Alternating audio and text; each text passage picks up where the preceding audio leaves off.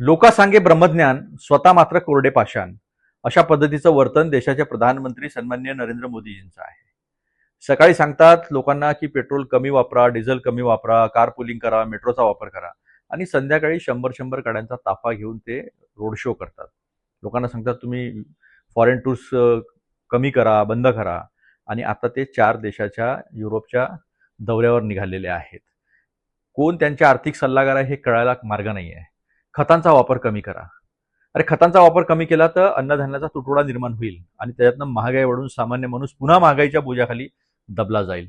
वास्तविक पाहता आपल्या चुकीच्या विदेश नीतीमुळे आज देशावर ही परिस्थिती आलेली आहे.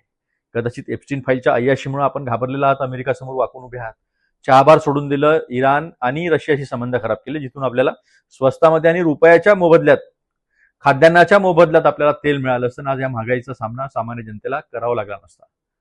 पण आपण घाबरत आहात अमेरिकेला, वाकून झुकून उभे आहात. चायनाला पण घाबरता, वाकून झुकून उभे आहात.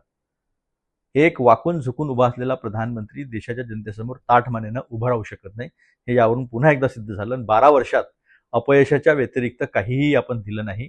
तुम्ही निवडणुका ज्या जिंकतात त्या फक्त विभेदावर, द्वेषावर, एका समाजाला दुसऱ्या समाजासमोर उभं करून, आणि ED, income tax, CBI, election commission यासारख्या संस्थांचा वापर करून.